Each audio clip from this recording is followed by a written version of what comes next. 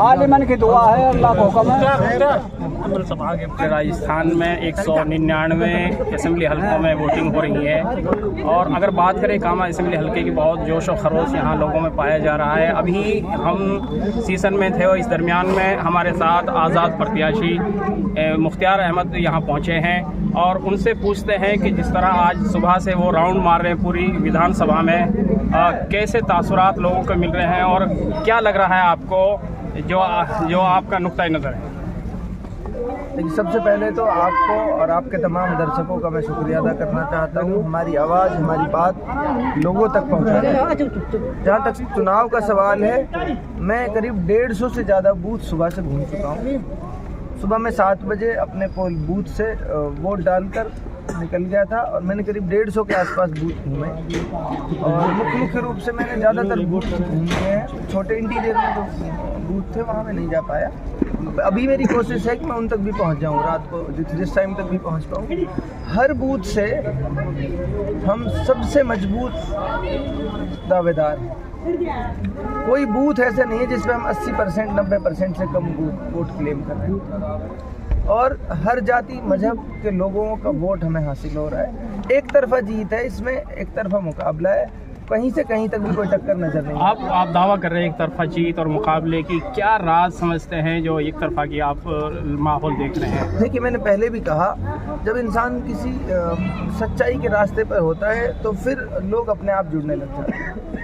जहाँ तक बात करें हम शुरुआती दौर की, जब हमने चुनाव की घोषणा की थी, उस समय भी मैंने कहा था कि हमारे एक सेट पैरामीटर है, हमारे एक गोल ऑब्जेक्टिव है कि हमें राजनीति एक ऑब्जेक्ट ओरिएंटेड करनी है, कि हमारे उद्देश्य होंगे कि भाई हम इन उद्देश्यों के ऊपर राजनीति करेंगे। जैसे मैंने पहले कहा, हम जाति धर्म मजहब के नाम पर नफरत की राजनीति नहीं करेंगे। हर आदमी हमारे लिए इंसान है, उसको इंसानियत के पैमाने में ही देखेंगे। किसी भी जाति धर्म मजहब का है, हम उसके साथ भेदभाव नहीं करेंगे, न हम जाति धर्म के नाम पे वोट मांगेंगे। दूसरी बात, जैसा मैंने पहले कहा, ये इलाका हिंदुस्तान में सबसे पिछड़ा इलाका है शिक्षा की दृष्टि से, और शिक्षा एक ऐसी धुरी है जो तमाम हमारी परेशानियां हैं उनके अगर समाधान कहीं से निकलेंगे तो शिक्षा से निकलेंगे, एजुकेशन से निकलेंगे।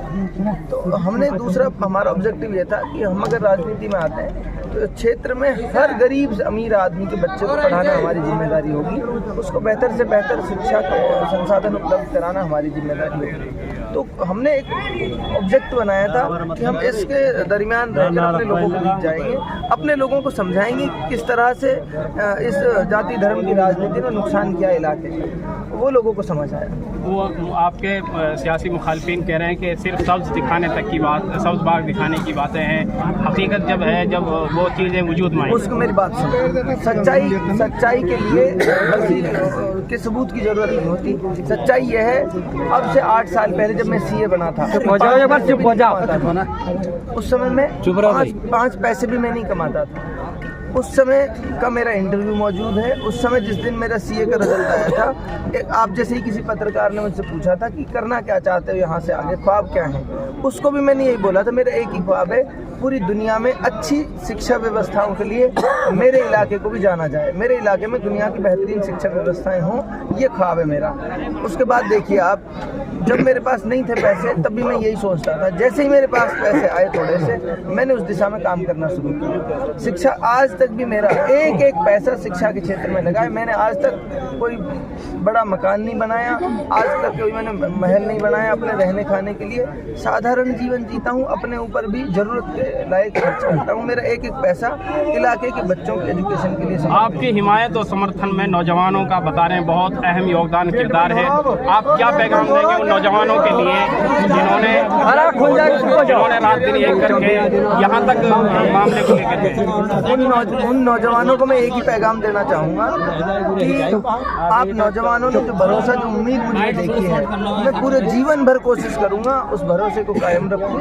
और आप, मैं, सब हम मिलकर, क्योंकि एक अकेला आदमी बहुत कुछ नहीं कर सकता, लेकिन हम सब मिलजुल कर बहुत कुछ कर सकते हैं। इन नौजवानों की ताकत को मिलाकर इस ताकत का सही दिशा में इस्तेमाल करेंगे। जहाँ तक आप सियासत की बात कर रहे हो, सियासत में भी इन नौजवानों की ताकत ने एक बड़ा मोड़ ला दिया है। जो राजनेता जनता को ऐसे समझते थे ना कि जनता तो उनकी नजरों में है हैसियत नहीं थी, आज वो दर दर भटक रहे, दर दर एक आदमी एक मिनट, सीसन बड़ा गांव है, सीसन बड़ा गांव है, वोट जिन्होंने नहीं डाली वो वोट डाले।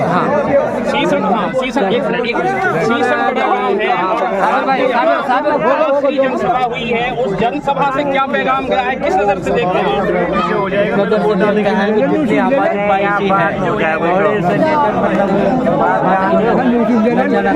है ना, सब बंदे भाई साहब को स्वागत करो, बढ़िया तरह स्वागत करो हमको, और 100% वोट डालना है, 100% का अंदर और जीत की आशा, और जीतेंगे सभी। हाँ बिल्कुल भी।